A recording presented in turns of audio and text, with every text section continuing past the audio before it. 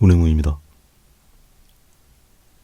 사과를 한가운데 떡하니 놨더니 영락없이 일장기로 보여서 살짝 내렸습니다.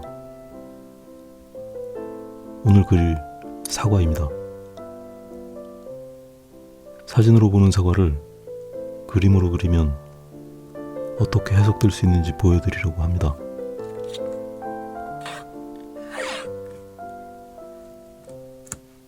공간과 어우러진 느낌을 표현하기 위해서 임의로 공간도 넣어서 그렸습니다. 그림에 사용한 색들도 모두 표시해 두었습니다. 최대한 적은 양의 색을 사용해 보려고 했지만 결국 20개의 색이나 사용해 버렸습니다. 실제 그린 시간은 30분 정도인데 색 바꾸는 동작 같은 불필요한 부분을 모두 빼냈더니 20분 정도로 만들 수 있었습니다.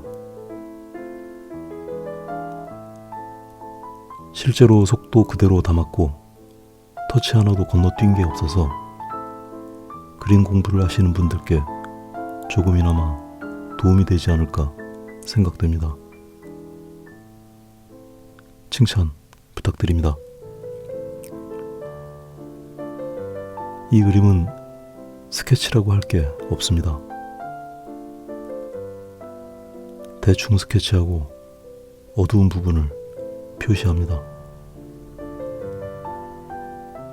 이제 밑색 작업으로 들어갑니다. 오늘 말씀드릴 첫 번째 내용은 채도입니다. 단지 하나의 물체와 배경을 그리는 것에 불과하지만 원색에서부터 무채색까지 폭넓게 활용할 예정입니다. 밑색은 가벼운 터치로 옅게 입힙니다. 몇 주 전에 업로드한 영상에서 말씀드렸던 숨구멍의 효용성을 염두에 두고 진행합니다.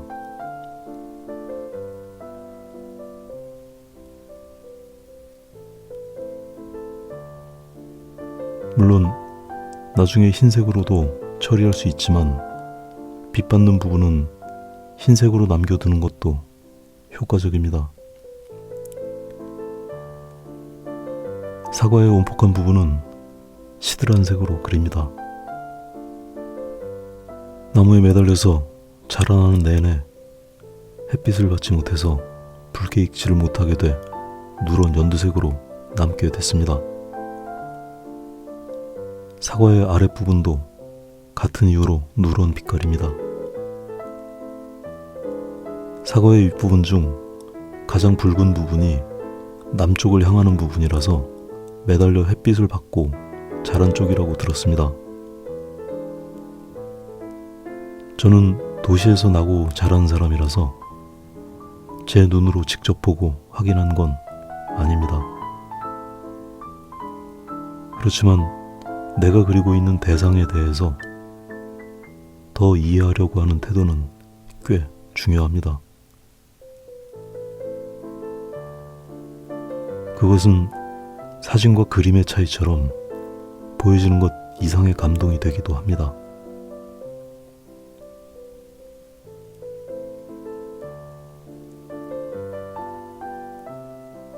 이 과정은 색도 중요하지만 명도의 관리가 더 중요합니다. 사물의 어둡고 밝은 차이를 어떻게 만들어가는지 주의 깊게 봐주시기 바랍니다. 우리의 눈은 밝기와 어둡기의 차이를 통해서 사물의 존재를 인지하도록 되어 있습니다. 왼쪽의 사과는 명암이 불분명해서 그림에서는 조금 더 과장하도록 하겠습니다. 그림은 그래도 괜찮습니다. 배경은 사과보다 조금 더 어두운 색으로 메우기로 했습니다. 어둡고 채도가 낮은 색입니다.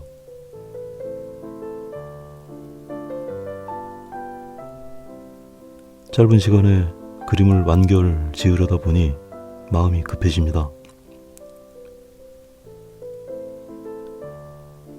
그림을 천천히 보면서 느긋하게 생각할 시간이 없습니다. 마치 예전에 입시 그림을 그릴 때처럼 서두르게 됩니다. 입시 그림은 시간에 제한이 있어서 빠른 속도로 그림을 그려야 했습니다. 눈썹이 휘날릴 정도의 속도로 그려야 겨우 완성에 이를 만큼 숨가쁘게 그렸습니다. 지금 생각해보면 그것은 그림이라기보다는 스포츠에 가까웠습니다. 지금 느낌이 딱 그렇습니다. 원래 그리던 방식대로라면 한두 겹 정도는 색 변화를 더 주면서 진행하지만 이번 그림은 곧장 결론에 이르는 색으로 들어갑니다. 화면에서는 더 빨개 보이지만 주황색입니다. 지금 사용하는 핑크색은 주황색에 비해서 채도가 많이 낮은 색입니다.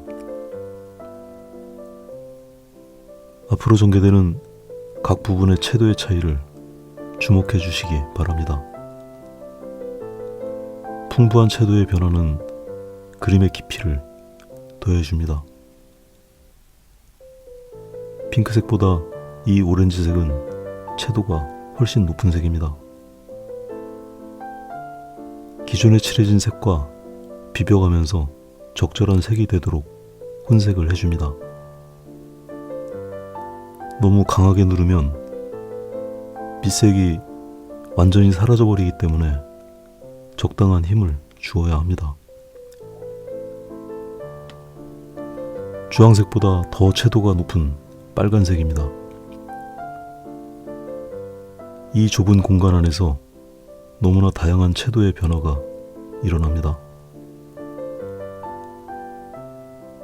모두 같은 채도로 색을 입히는 것과는 전혀 다른 고급스러운 결과가 만들어질 겁니다. 왼쪽에 실제 사과 사진에는 이런 빨간색도 노란색도 핑크색도 오렌지색도 실제로는 전혀 없습니다.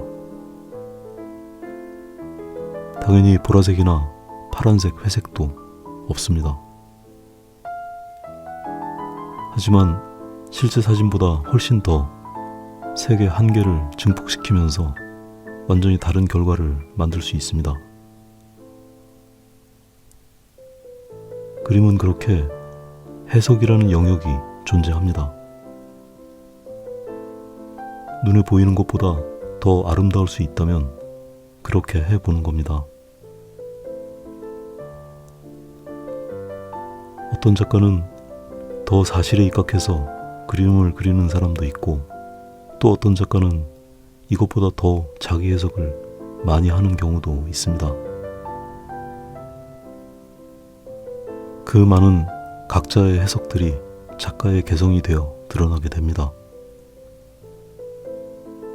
제가 보여드리고 있는 이 그림도 그 해석 중 하나일 것입니다.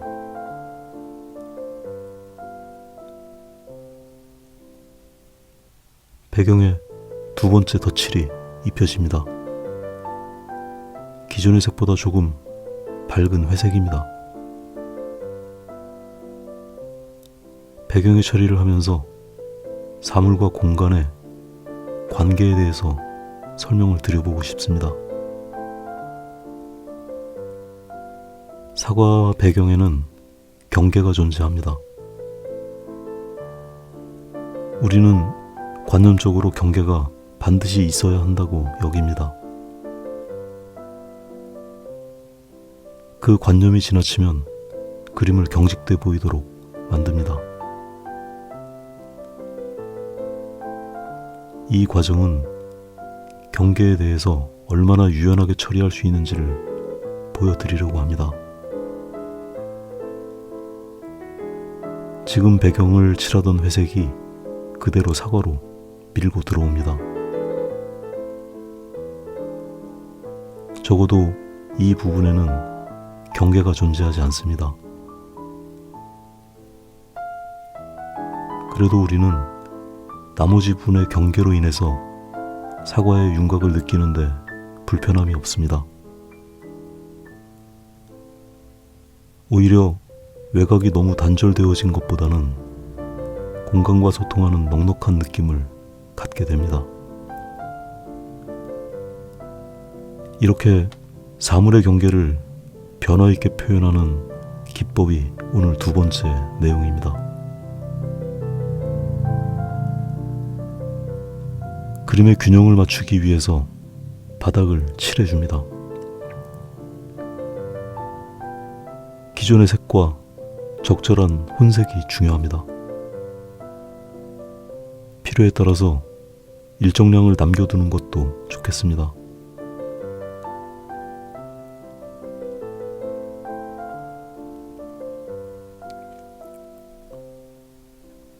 이미 아주 낮은 채도이지만 완전히 무채색인 회색으로 채도를 더 낮춰서 변화를 줍니다.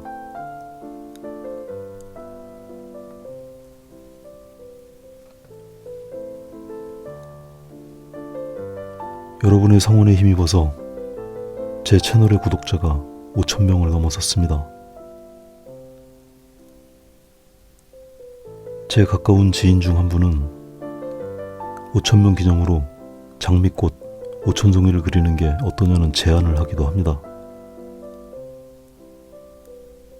말이 안 됩니다.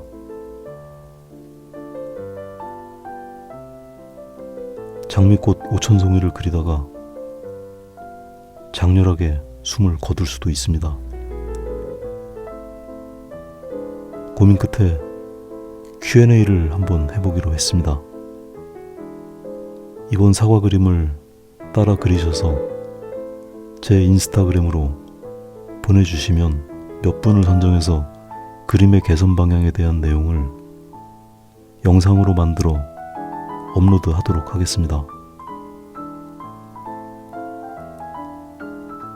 제 인스타그램 주소는 우네모 오피셜입니다. 아무도 안 보내주시면 어떡하죠? 많은 성원 부탁드립니다.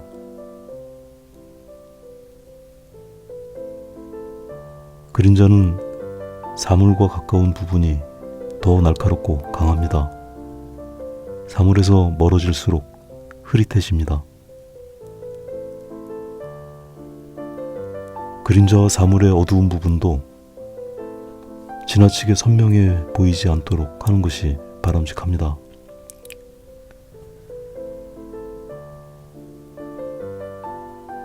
아까 배경의 회색이 사과 쪽으로 밀고 들어온 것처럼 이번엔 사과의 색이 바닥으로 쏟아져 나갑니다.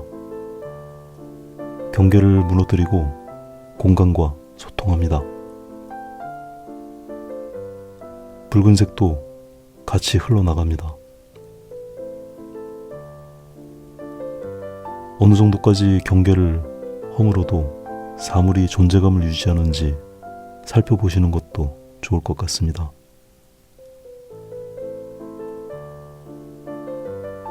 마음 같아선 더 많은 색으로 배경도 변화를 주고 싶지만 이번 그림은 취지에 맞도록 채도 변화와 공간의 소통에 대해서만 집중하겠습니다.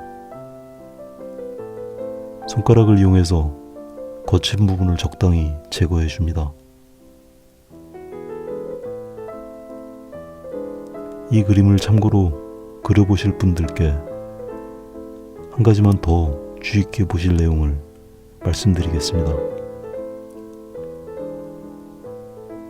제가 그림을 그릴 때 비중을 두는 것 중 하나이기도 한데 바로 터치에 관한 것입니다. 이렇게 손가락으로 문지르다 보면 모든 면적이 너무 매끄럽게 돼버릴 우려가 있습니다.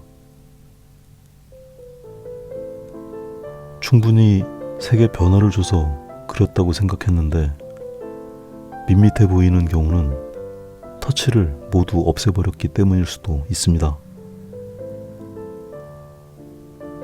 터치라는 것은 재료가 종이에 닿은 흔적을 말합니다. 붓으로 그린 그림이라면 붓터치가 남을 것이고 연필로 그린 그림이라면 연필 터치가 남게 됩니다. 저도 그랬지만 초보자일수록 터치에 대한 두려움이 있습니다. 화면에 터치의 흔적이 남으면 그 즉시 없애버리려는 본능도 작동합니다.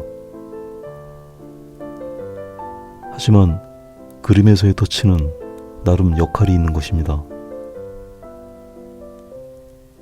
때로는 재료의 특성을 드러내주기도 하고 질감의 표현에 긍정적인 기능을 할 경우도 있습니다. 더 나아가 작가의 개성을 구별하는 중요한 특징이 되기도 합니다. 예를 들어 고흐의 붓터치는 조금 윗세대의 모네와 다르고 조금 아랫세대의 모딜리아냐와도 다릅니다. 물론 그림을 구성하는 다른 많은 요소들이 있지만 터치 역시 작가의 개성을 구성하는 아주 중요한 요소일 수 있습니다. 제가 너무 거창한 데까지 나가고 말았습니다.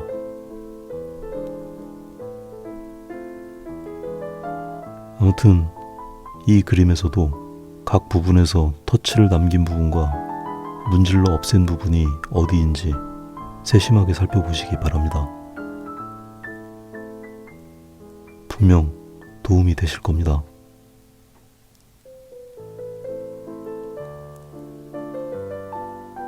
지금의 화면은 색도 많이 왜곡되어 보이고 터치도 잘 보이지 않는 한계가 있습니다.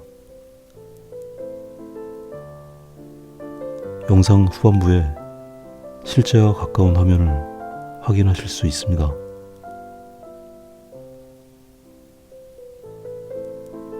말씀드린 대로 이번 영상은 사진을 그림으로 그릴 때 어떻게 해석할 수 있는지 한 가지 예를 보여드리는 것입니다. 우리는 모두 같은 사과를 보고 있지만 모두 다르게 보고 있습니다. 사람마다 성격도 다르고 관심도 다른 만큼 사과를 보는 관점도 모두 다른 게 자연스럽습니다. 저는 이 사과를 보면서 무언가 건조하다는 느낌을 받습니다. 그 건조함을 해소하기 위해서 앞에서 언급한 내용대로 채도를 증폭하고 윤곽선을 무너뜨리고 터치를 능동적으로 활용하는 방법을 선택했습니다. 분명 다른 분들은 또 다르게 자신이 느낀 결핍을 해결하기 위해서 자신의 방법을 찾을 것입니다. 어떤 분들은 그것을 형태에서 찾을 수도 있고 또 어떤 분들은 그것을 무늬에서 찾을지도 모릅니다. 만약 사물이 모든 사람에게 똑같이 보이고 그림을 그리는 방법이 딱 한 가지만 존재한다면 더 이상 그림을 그릴 필요가 없는 게 아닐까 싶습니다. 각자가 다르게 바라보고 다르게 표현하는 것이 다양하면 다양할수록 멋진 일인 것 같습니다.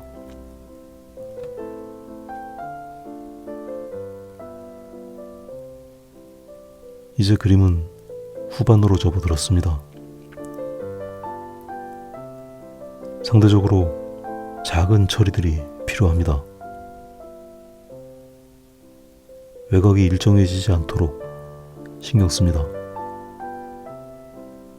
이렇게 칠을 공간 쪽으로 살짝 밀어내는 처리도 좋습니다. 거친 터치를 남기다가 손가락으로 문지르기를 병행합니다. 거친 정도에 대한 순간순간의 판단이 필요합니다.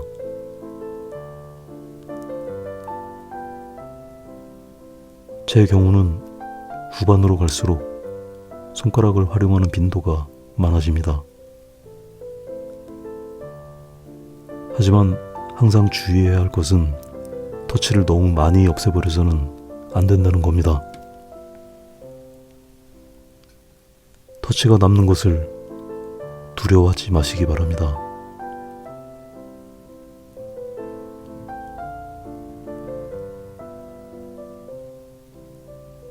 그림이 마무리 단계에 들어가면 전체의 균형에 비중을 두는 게 좋습니다.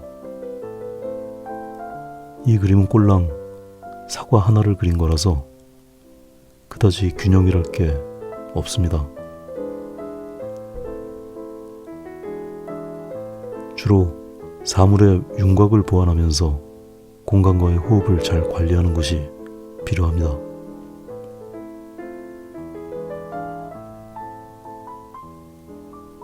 오늘은 여기까지 하겠습니다.